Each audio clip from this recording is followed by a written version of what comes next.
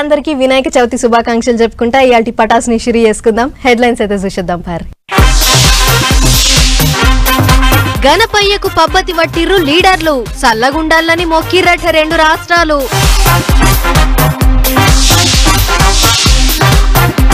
అట్లిట్ల తిప్పలవాడి గండ్లు పూర్తి చేసిర్రు, ఇప్పుడిప్పుడే నెమ్మల పడుతుర్రు పబ్లిక్.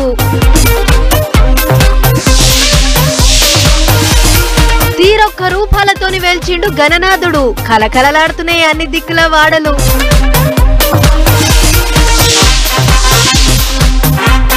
మస్తు మార్పులు తిరుగుతుంది దువాడ కథ, ఇల్లు తనదే అంటుంది దివ్వెల మాధురి. మూసీ నదికి దబాయించి వస్తున్నదట వరద, ఒడ్డుకొంటున్న ఇండ్లు ఖాళీ చేయిస్తుర్రు ఆఫీసర్లు. బొజ్జ గణపయ్యతోని కిట్టు ముచ్చట్లు. ఆరోగ్యమీ స్వామి అంటే క్లాస్ బిగుతావేంది స్వామి నువ్వు? మా వాళ్ళకి ఇట్లా క్లాస్ బిగితే నచ్చదు. తొందరగా డబ్బుల వర్షం కురిపి స్వామి, కురిపి.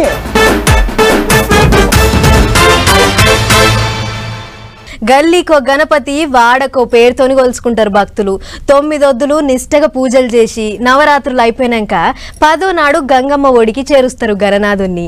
ఈ 9 ఒద్దులు తీరు పూజలు చేస్తుంటారు. మైకులల్లా గణనాథుని పాటలు పెట్టుకొని మురిసిపోతుంటారు.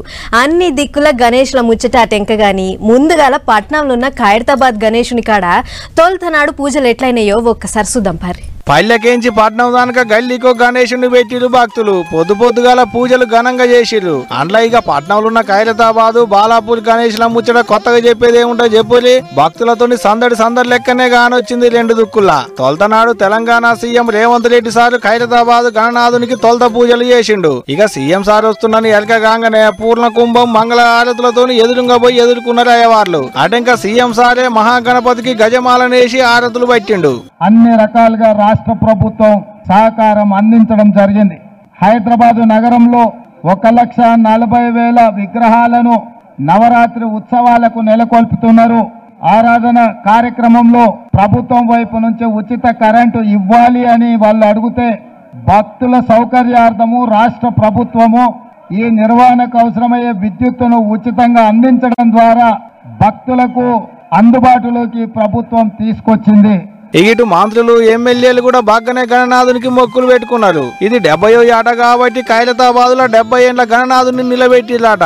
అటు తొలతనాడు ఏపీలో కూడా గణేశునికి గట్టిగానే పూజలు చేసిరు లీడర్లు. విజయవాడలున్న కలెక్టరేట్ లో నిలబెట్టిన గణేశుని కాడ సీఎం చంద్రబాబు నాయుడు సార్ పోయి పెద్ద పూజలు చేసిండు. అదే విజయవాడలున్న జనసేన ఆఫీస్ లో ఏపీ చిన్న సీఎం పవన్ కళ్యాణ్ సార్ సుత గణేశునికి ఘనంగా పూజలు చేసి మొక్కులు పెట్టుకున్నాడు. ఈ లొక్కలే కాదు, తెలంగాణ గవర్నర్ సార్ సుత ఖైరతాబాద్ గణేశుని దగ్గరికి పోయి పూజలు ఇట్లా కేంద్ర మంత్రి బండి సారు, తెలంగాణలో ఉన్న మంత్రులు, ఏపీలో ఉన్న మంత్రులు అందరికందరూ అందుబాటులో ఉన్న గణేశుని తానికి పోయి పూజలు ఘనంగా చేసిర్రు. ఇట్టా పెద్ద లీడర్లంతా గణేశునికి పూజలు చేసిర్రు, మొక్కులు పెట్టుకున్నారు. ఏదైతే గాని అధికారంలో ఉన్న లీడర్లు మల్లోపాలి కూడా మేమే అధికారంలోకి రావాలని మొక్కులు పెట్టుకుంటే ప్రతిపక్షంలో ఉన్నోళ్ళు మల్లోపాలన్నా మేము అధికారంలోకి వచ్చేటట్టు దీవెనార్థులు అంది దేవుడా అని మొక్కులు పెట్టుకున్నా కావచ్చు. బోండ్రి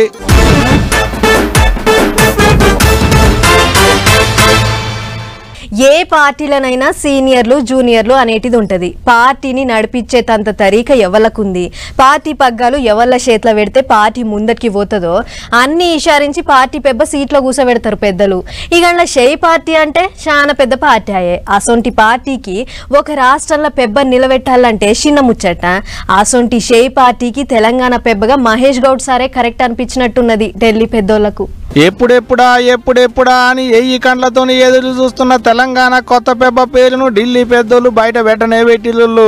పదవులున్నా లేకున్నా పార్టీలోనే ఉన్నాడు అనుకున్నట్టున్నారు. మహేష్ గౌడ్ అన్నకు పార్టీ పగ్గాలు ఇచ్చిరు ఢిల్లీ పెద్దోళ్ళు. ఇగిట పేరు బయట పెట్టుడే ఆలస్యం ముందుగాల మునుం పెట్టి సీనియర్ లీడర్లను కలుసుకుంటూ వస్తున్నాడు తెలంగాణ పిసిసి కొత్త అధ్యక్షుడు మహేష్ గౌడ్ అన్న. శనివారం నాడు పొద్దుగాల పోయి సీఎం రేవంత్ రెడ్డి సారును కలిసి వచ్చిండు. రేవంత్ రెడ్డి సారు షల్లబట్ట కప్పితే మహేష్ గౌడ్ అన్న పూల గుత్తి చేతిలో పెట్టి ఫోటో దిగిండు. అటెంక సీఎం సార్ కూడా మహేష్ అన్న చెల్లబట్ట కప్పిండు. నేను మీతోనుంటా, మీరు కూడా నాకు తోడుండాలని కోరిండట. కార్యకర్తకి న్యాయం జరిగిందని నా నియామకం ఈ రాష్ట్రంలో తెలియజేస్తా ఉంది. పార్టీని అంటిపెట్టుకుని కష్టపడితే ఏదో ఒక రోజు ఏఐసిసి పెద్దలు గాని రాష్ట్ర పెద్దల సహకారంతో మన సేవలను గుర్తిస్తారని చెప్పడానికి నా నియామక ఉదాహరణ. పార్టీలో అనుభవం ఉన్నట్టు వ్యక్తికి ఇస్తే బాగుంటుంది, అందులోనూ ఎన్ఎస్ఏ యువజన కాంగ్రెస్ బ్యాక్గ్రౌండ్ ఉన్న వ్యక్తికి ఇస్తే బాగుంటుందని రాహుల్ గాంధీ అనుకుని ఉంటారు. అందుకే నాకు ఈ అవకాశం వచ్చింది. రాష్ట్రంలో మెజారిటీ పెద్దలు కూడా మహేష్ అవుతే బాగుంటుందని చెప్పినట్టుగా నాకు సమాచారం. దానివల్లే నాకు వచ్చిందని అనుకుంటాను. 38 ఏళ్లలో పార్టీ నాకు చాలా అవకాశాలు ఇచ్చింది, బట్ అదృష్టం కలిసి రాలేదు. సో 38 ఏళ్ల తర్వాత అదృష్టం కలిసి వచ్చి చట్టసభలో పోయే అవకాశం ఇచ్చినారు పెద్దలందరూ.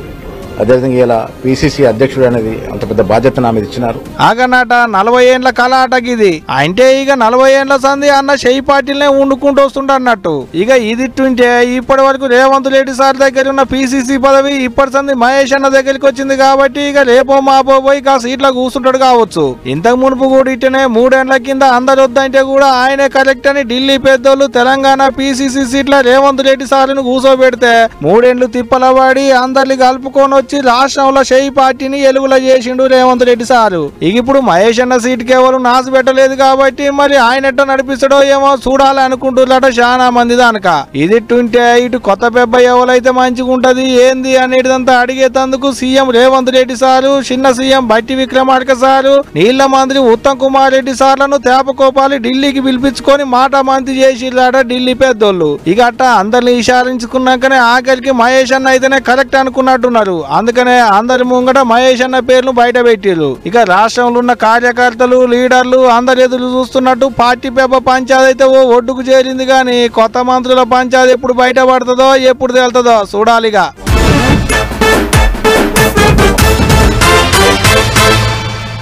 సర్కారోళ్ళు మస్తు తిప్పలు పడుతున్నారు. పబ్లిక్ కూడా చెయ్యి కలిపి పనిచేస్తుర్రు. ఇట్లా విజయవాడ పబ్లిక్ ను ఒడ్డున పడేసేందుకు ఎవళ్లకు శాతనైనట్టు వాళ్ళు తీరు ఇగ్రం చేస్తుర్రు. ఇప్పటికే చాలా వరకు మళ్ళా తెల్లగైంది గాని ఇంకా కొన్ని జాగల్లో మాత్రం తిప్పలే ఉన్నదట. పండగ యాళ్లలో కూడా పరిశానే ఉన్నదట. మరిగా ఏమేం పని నడిచింది, పబ్లిక్ ఆపతి సాపతి ఏంటిది అట్లా పోయి అరుచుకొని వద్దాం పారి. 3-4 దినాల సంధి ముప్పు తిప్పల పడి ఆఖరికి బుడమేరు కాలువకు పడ్డ 3 గంటలను పూర్తి చేసి ఏపీ సర్కారోళ్ళు. ఒకవేళ మళ్ళా అదాట్న వరద దబాయించి కొట్టుకొచ్చినా కట్టలు కూలకుండా బందవస్తుగా మట్టి పోసి గట్లు గట్టిగా చేస్తున్నారట. మరిగా అదేందో ఏమో గాని గాచారం పాడుగానుగా గండ్లు పడ్డ జాగాలనే వాన గట్టిగా కొడుతున్నదట. సరేగా ఎట్టనో గట్ట తిప్పల పడి బొక్కలైతే పూడ్చిండ్రు. విజయవాడ దిక్కు వచ్చే వరద నీళ్లను ఆపేసిండ్రు. అందుకే ఇక ఇప్పుడు జర్ర నిమలం అవుతున్నారట అందరూ. ఇక అటు నీళ్ళల్లో కొట్టుకొచ్చిన పడవలు రువ్వడిగా వచ్చి ఢీ కొట్టేటాలకు ప్రకాశం బ్యారేజీ గేట్లు దెబ్బతిన్నాయట. వాటికి రిపేర్లు గట్టిగానే నడుస్తున్నాయి. గా పడవలు కావాలనే ఎవరిలో గంగాలు ఇడిచిపెట్టిండ్రు, గేట్లు ఇరగొట్టనికే చూసిండ్రు అని పోలీసు వాళ్లకు షికాయతు చేసిండ్రట ఆఫీసర్లు. మంత్రులు కూడా మస్తు గరమైండ్రు. అక్కడ బోట్లు కొట్టుకొచ్చినటువంటి విధానం చూసినా, దాని మీద ఉన్నటువంటి రంగులు చూసినా ఇది వాంటెడ్ గా చేసినట్టుగా కనపడుతుంది అనేది అక్కడ ఉన్నటువంటి అనుమానాలు. ఇవాళ దాని మీద ఎందుకంటే ఆ బ్యారేజ్ను కూడా డ్యామేజ్ చేయాలని ప్రయత్నం చేసినటువంటి దుర్మార్గులు ఉన్నారు ప్రస్తుతం. ఖచ్చితంగా దాన్ని కూడా తీవ్ర కోణంతో మనం చూడాల్సినటువంటి అవసరం ఉంది. పూర్తి స్థాయి ఎంక్వైరీ చేయాల్సినటువంటి అవసరం ఉంది. సేమ్ ఒకే రకమైన బోట్లు ఒకే ప్రాంతం నుంచి ఒకే రంగులతో ఉన్నటువంటి బోట్లు వచ్చినాయంటే ఇది చాలా అనుమానాలకి తావిస్తూ ఉంది. ఇలా చాలా కార్యక్రమాలని మనం వెలికి తీయాల్సినటువంటి అవసరం ఉంది. దీని వెనక ఎంతటి వారున్నా కూడా వదిలే సమస్య లేకుండా ప్రభుత్వం చాలా స్ట్రిక్ట్ గా ఉంటుందని చెప్పి తెలియజేస్తుంది. మరిగా ఎవరు చేసిండ్రో ఏం చేసిండ్రో ముందు బయట పడుతుంది కావచ్చు. గాని ఇంకో దిక్కు వరద తగ్గింది గాని కొన్ని కాలనీలు నీళ్ళకెంచి బయటికి రాలేదట. పాపం సామాన్లు అన్ని నాని ఉన్నదంతా ఊడ్చుకొని పోయిందని పబ్లిక్ కండ్ల నీళ్లు పెట్టుకున్నారు. అన్నా ఇప్పటి వరకు మా కష్టం అంతా నాశనం అయిపోయినట్టే. ఇప్పటి వరకు మా కష్టం అంతా నాశనం అయిపోయినట్టే. మళ్ళీ ఏబిసిడి నుంచి స్టార్ట్ చేయటమే. ఇంతకంటే మాకు మాట రావట్లేదు. పాపం ఇన్నొద్దుల సంధి పడ్డ కష్టం అంతా గంగల కలిసిందని అక్క శోకం కట్టింది. అయితే చుట్టుముట్టు వరద ఉన్నా సరే తినే తిండికి తాగే నీళ్లకు తిప్పల లేకుండా చూసిండ్రట సర్కారోళ్ళు. అట్లనే మిగిలిన కాల నీళ్ళల్లో కూడా జల్దీగా ఇండ్ల నడమకెళ్లి నీళ్లను ఎల్లగొట్టే ఎగురం చేయాలి అని కోరుతున్నారు పబ్లిక్. పైసల సాయం కూడా చెయ్యాలి అని అడుగుతున్నారు. ఇంకో 2-3 దినాలల్లో అంతా మళ్ళా ఎప్పట్లెక్కనే అవుతుంది అంటున్నారు ఆఫీసర్లు. దేవుని పుణ్యాన అట్టనే కావాలని కోరుకుంటారు అందరు. ఇప్పుడు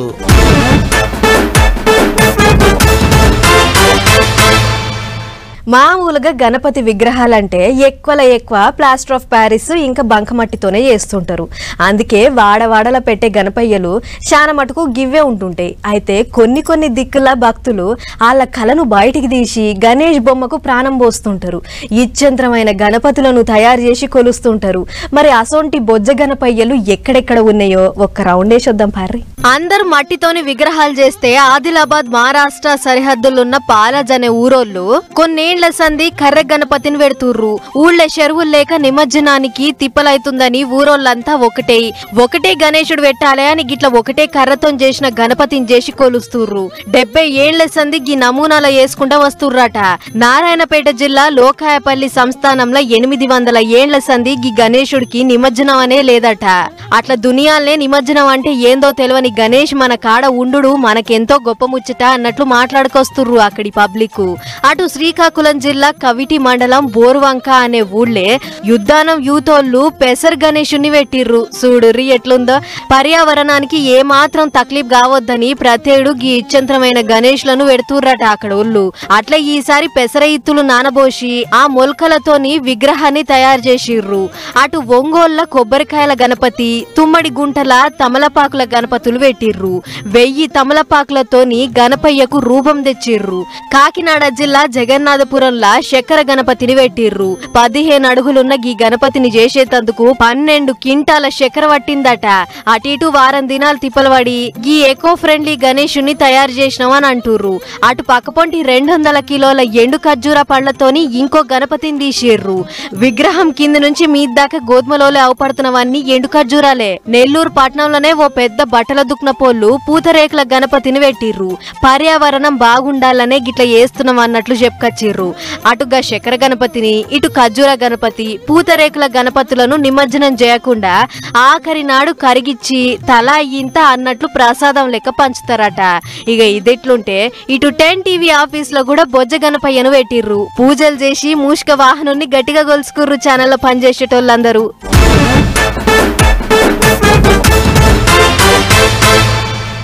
సినిమా కథ మలుపులు తిరిగినట్టే పూటకో మలుపు తిరుగుతున్నది ఎమ్మెల్సీ దువ్వాడ శ్రీనివాస్ ఇంటిలోల్లి.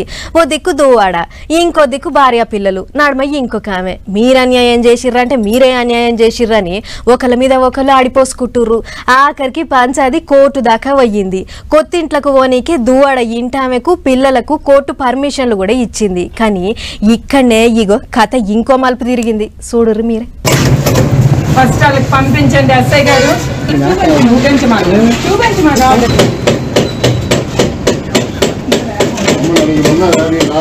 ఆగ చూడర్రి, టెక్కలిలో ఉన్న ఎమ్మెల్సీ దువ్వాడ శ్రీనివాస్ ఇంటికాడ లడాయి గట్టిగానే నడిచింది. నిన్న మొన్నటి దాకా వాళ్ళు మొగలు చూసుకుంటారా అన్నట్టే దూరం ఉన్నది. గాని ఈగ ఇప్పుడు పంచాది ఎంతకు దిగుతలేదు అనుకున్నదో లేకపోతే ఇంకేమనుకున్నదో గాని డైరెక్ట్ ఇంట్లోకి పోయి బెడం పెట్టుకున్నదిగా మాధురి అనేట ఆమె. ఓ దిక్కు దువ్వాడ ఇంటి ఆమె రోజుల కమానం అక్కడనే నిరసన చేస్తున్నా ఇంట్లోకి రానియలేదు. గాని మాధురి రాగానే తలుపులు తీసిండ్రాట. అలా చూడర్రి, కింద అవుతున్న లొల్లి అంతా మీదికెళ్ళి వీడియోలు తీసింది ఆమె.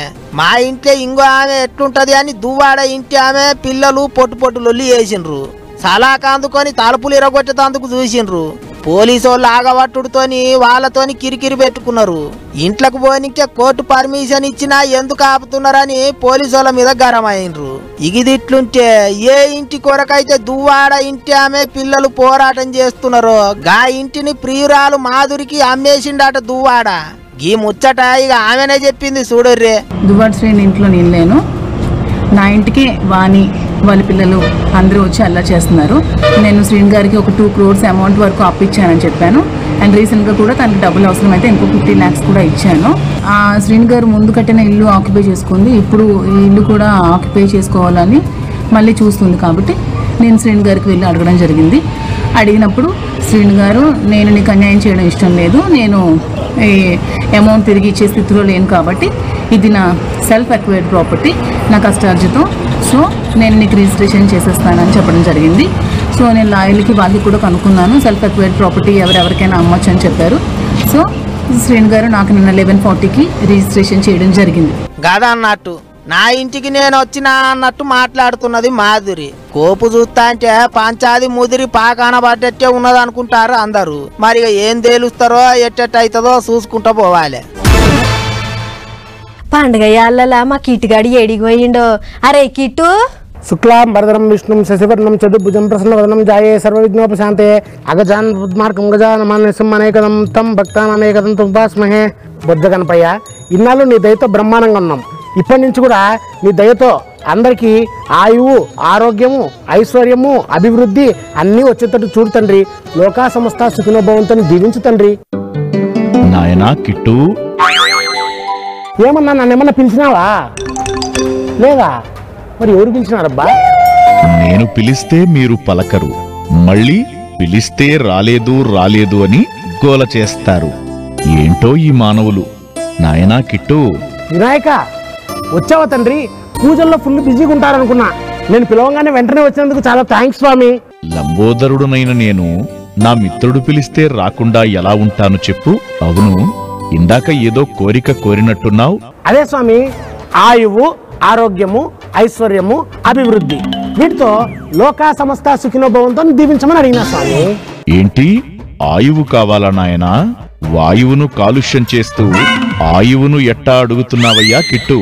అంటే ఆయువు పెరగదా స్వామి? మీరు పీల్చే గాలి, తాగే నీరు, తినే తిండి అన్నీ కాలుష్యమే. చేతులారా మిమ్మల్ని మీరే నాశనం చేసుకుంటున్నారు భక్త. మరి ఏం చేయమంటావు స్వామి? అన్నిటికీ నువ్వే కారణం. ఓరి మానవా, చేసేదంతా మీరు చేస్తూ నన్నంటావేంటి నాయనా? మాకు బుద్ధినైనా సిద్ధినైనా ప్రసాదించేది నువ్వే కాబట్టి మాకు మంచి బుద్ధి ఇవ్వాలి కదా, కాబట్టి నువ్వే కారణం. ఎందుకు చెప్పట్లేదు నాయనా? ఎప్పటికప్పుడు సిగ్నల్స్ ఇస్తూనే ఉన్నా కదా, మీరే మారటం లేదు. రెడ్ సిగ్నల్ వేస్తే మా వాళ్ళు ఎక్కడ ఆగుతారు స్వామి? అంతా దబిడి దిబిడే ట్రాఫిక్ అంతా. నేను చెప్పేది ఆ సిగ్నల్ గురించి కాదు కిట్టు. వరదలు, తుఫాన్లు, రకరకాల వ్యాధులు, ఇవన్నీ మీరు చేస్తున్న కాలుష్యం, తప్పుల వల్ల వస్తున్న విపత్తులే. సరే, ఆయువు అంటే సరే, ఆ సంగతి వదిలే స్వామి. ఆరోగ్యమన్నా ఇవ్వచ్చు కదా స్వామి? ఎందుకివ్వను? బ్రహ్మాండమైన ఆరోగ్యాన్నిస్తా. కానీ ఏం లాభం? మీరు దాన్ని ఉంచుకుంటేగా. ఇచ్చినట్టే ఇచ్చి ఏదో లిటిగేషన్ పెడుతున్నావు స్వామి. సకల సిద్ధులు తెలిసిన సిద్ధి వినాయకుడివి కదా నువ్వంతే. లిటిగేషన్లు కాదు భక్త, మీరు చేస్తున్న తప్పులవి. సిగరెట్లు తాగొద్దంటే తాగుతారు, మద్యపానం చెయ్యొద్దంటే చేస్తారు, కల్తీ ఆహారం తింటారు. ఇంకెక్కడి ఆరోగ్యం చెప్పు? ఏం చేస్తాం స్వామి, అలవాటైపోయిన ప్రాణాలు. అయినా ఆరోగ్యం ఈ స్వామి అంటే క్లాస్ బిగుతావేంది స్వామి నువ్వు? మా వాళ్ళకి ఇట్లా క్లాస్ బిగితే నచ్చదు. నాకు తెలుసు నాయనా, మంచి చెబితే మానవులకు అస్సలు నచ్చదు. అందుకే మీ కర్మ మీరు అనుభవిస్తున్నారు. సరే స్వామి, ఆయువు, ఆరోగ్యము ఎట్టొకటి నెట్టుకొస్తాము. ఐశ్వర్యం, ఐశ్వర్యము మమ్మల్ని అందరినీ అంబానీలు చేయొచ్చు కదా. ఎందుకు చెయ్యను? తప్పకుండా చేస్తా. కానీ అబ్బా, మళ్ళీ కానీ అంటావేంది స్వామి? కానీ లేదు, గిన్నె లేదు. తొందరగా డబ్బుల వర్షం కురిపి స్వామి, కురిపి. పిచ్చివాడా, ఎంత సంపాదించినా మీ సంపాదనంతా ఈఎంఐలు కట్టడానికే వెళుతుందిగా. గంటకు తగ్గ బొంతలా మీ ఆదాయానికి తగ్గ ఈఎంఐలుంటున్నాయి. ఇంకెలా ఐశ్వర్యవంతులవుతారు మీరు? మరి ఏం చేయమంటావు వినాయక? ఇల్లు లేదనుకో ఇంకా ఇల్లు కొనలేదా అని అడుగుతారు. కారు లేదనుకో ఇంకా కారు కొనలేదా అని అడుగుతారు. మరి ఏం చేయమంటారు స్వామి? ఈ లోకులు కాకులు. ఉన్న దాంట్లో సంతోషంగా ఉండటం నేర్చుకోండి మానవ. ఆత్మసంతృప్తిని మించిన ఐశ్వర్యం లేదు నాయన. సరే స్వామి వినాయక, ఐ అగ్రి. ఆయువు, ఆరోగ్యము, ఐశ్వర్యము ఎవరికి అట్లా రాసి పెట్టుంటే అట్టుంటది. మరి అభివృద్ధి, అభివృద్ధి అది అద్భుతంగా అభివృద్ధి చెందుతారు నాయన మీరు. ఏఐ టెక్నాలజీ వస్తుందిగా, ఇక మానవులకు పూర్తిగా విశ్రాంతి దొరికినట్టే. Vinayaka, no, what do you mean? అంతా ఆర్టిఫిషియల్ ఇంటెలిజెన్సే చేస్తే మాకు పనేముంటది స్వామి? తినబోతూ రుచులెందుకు కిట్టు? భవిష్యత్తును ముందే తెలుసుకోవాలని తాపత్రయపడకు, బాధపడతావు. సరే స్వామి, లోకా సంస్థ సుఖినోభవంతో దీవించేసాయి చాలు. మేమందరం ఎట్టోట చల్లగా ఉంటాము. ఎలా చల్లగా ఉంటారు నాయనా? భూతాపం పెరిగిపోతుంటే ప్రకృతిని నాశనం చేస్తూ, చెట్లు నరికేస్తూ, నదులను నాశనం చేస్తూ సమతుల్యం దెబ్బతీస్తున్నారు. అవును స్వామి, వానలకి వరదలకి బుడమేరు విజయవాడని ముంచేసింది. మా విజయవాడ ప్రజలు చాలా ఇబ్బందులు పడుతున్నారు. మంచి పనులు చెయ్యండి, ధర్మంగా నడవండి, ప్రకృతిని కాపాడుకోండి. ప్రకృతిని మీరు నాశనం చేస్తే అది తిరిగి మిమ్మల్నే నాశనం చేస్తుంది. బుద్ధి వచ్చింది స్వామి, ఇప్పటి నుంచి మారతాం, ధర్మంగా ఉంటాం, ప్రకృతిని కాపాడుకుంటాం, తోటి వాళ్ళకి సహాయపడతాం. జై బోలో గణేష్ మహారాజ్ కి జై. ఇష్టకామితార్థ సిద్ధిరస్తు. వెళ్ళొస్తా నాయనా, నా కోసం భక్తులు ఎదురు చూస్తున్నారు. లోకా సమస్తా సుఖినో భవంతు.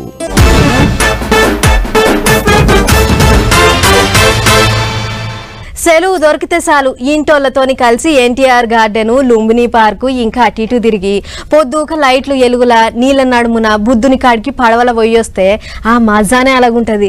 అట్లా నీళ్లు జర్రంత గలీజ్ వాసన వచ్చినప్పటికీ మన పట్టణానికి హుసేన్ సాగరే పెద్ద సముద్రం అనుకుంటారు చాలా మంది. అన్నట్లు హుసేన్ సాగర్ అంటే యాదకొచ్చింది. గీ 4-5 ఒద్దులల్లా గేట్లు తెరుస్తామని అంటుర్రు అధికారులు.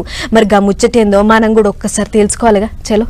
ఆ తోవెంట పోతుంటే ముక్కు పుటాలు అదిరిపోతాయి. గుప్పుమనే అత్తరవాసన దాని సొంతం. అందుకే తోవెంట పోతున్నోళ్ళ సూపు ఎమ్మటే తన దిక్కు తిప్పుకుంటది. అదే మన హుసేన్ సాగర్. అట్లా పొద్దుక లైట్ బుగ్గల ఎలుగులల్లా షెక్కున మెరిచిపోయే హుసేన్ సాగర్ పేరింటే ఇప్పుడు కింది బాజు ఉన్న పబ్లిక్ గజ్జన వణుకుతుర్రు. మీది బాజు దిక్కు పడుతున్న వానలకు హిమాయత్ సాగర్, ఉస్మాన్ సాగర్ తో పాటు మన పట్నంలో ఉన్న హుసేన్ సాగర్ కూడా నిండు కుండలెక్కనే అయ్యింది. దీనికి తోడు పట్నంలో పడ్డ వానలకు చుట్టుపట్టు వరదంతా వచ్చి చేరేటొరకు పురాగా నిండింది. దీంతోని ఈ 2-3 ఒద్దులల్లా గేట్లు లేపాలని అనుకుంటున్నాం. జర కింది బాజు ఉన్న చాదర్గఢ్, శంకర్ నగర్, మూసా నగర్ జనాలు 2 రోజుల మందం చేసి ఎటన్నా మంచి తావులకు పోవాలే అని ఇల్లు తిరుక్కుంటా చెప్తుర్రు డిఆర్ఎఫ్ అధికారులు.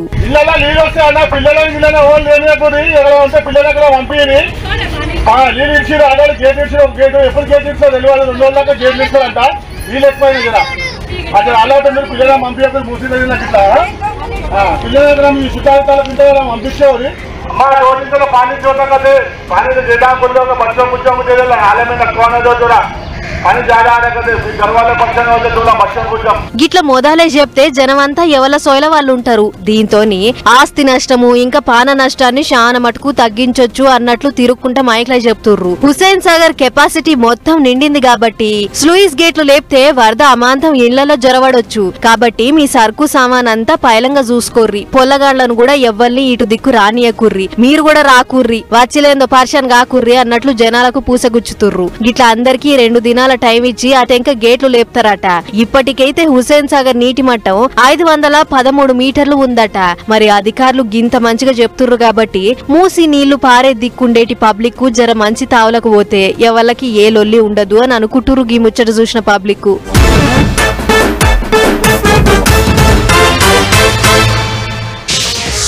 ఈ గూగుల్ మ్యాప్స్ అల్లగుండా దీన్ని నమ్మినందుకు మా బతుకు కుక్కతో పట్టుకొని సముద్రం ఈదినట్లే అయ్యిందని బాధపడుతుర్రు తల్లి కొడుకులు. ఎన్టీఆర్ జిల్లా నున్నకెంచి కార్ల ఈ తల్లి కొడుకులు తొవ్వదెల్వక గూగుల్ మ్యాప్ పెట్టుకుని విజయవాడకు బయలుదేరిర్రు. కొంచెం దూరం పోగానే అది కృష్ణా జిల్లా గన్నవరం మండలం ముస్తాబాద్ సావరిగూడెం మీదంగా చూపించింది. సరే ఇట్లంగానే పోవాలి కావచ్చు అని అనుకుని బండి దంచుకొచ్చిర్రు. ఆయనతో వరదల చిక్కుకుర్రు. దీంతోని బండి నీళ్ళ నాని డోర్లు లాకేని. ఈ మ్యాప్ చల్లగుండా మన సవదాలకు వచ్చాయని సర్కారోళ్ళకు ఫోన్ కొడితే వాళ్ళు మున్సిపాలిటీ వాళ్ళను పంపించిర్రు. మొత్తానికి అద్దాలు వగలగొట్టి 2 పానాలతోని బయటికి తీసిర్రు. విజయవాడ పట్నంను మళ్ళా మునుపటోలే చేయాలని సర్కార్ మస్తు తిప్పల పడుతుంది. మురికి నీళ్లు పడ్డ దగ్గర దోమలు ఈగలు వాలకుండా బ్లీచింగ్ పౌడర్ జల్లుతుర్రు. పొరకలు అందుకొని తొవలన్నీ సాఫ్ చేస్తుర్రు. జమైన చెత్తనంతా ట్రాక్టర్లకు ఎత్తి కొంచబోతుర్రు. డ్రోన్లతోని కూడా బ్లీచింగ్ పౌడర్ చల్లుకుంటా దబ్బిన్నే పట్నాన్ని కోలుకునే తట్లు చేయాలని రికాం లేకుండా తిప్పల పడుతుర్రు. గిట్ల పగలు రాత్రి అనే లేకుండా లంకిన్లు పెట్టి తొవ్వలు కూడా ఓ రోయికి తెస్తుర్రు. అధికారుల మోక చూస్తుంటే ఇంకో 2 వద్దుల అంతా ఎప్పటోలే అయ్యేటట్లే కొడుతుంది.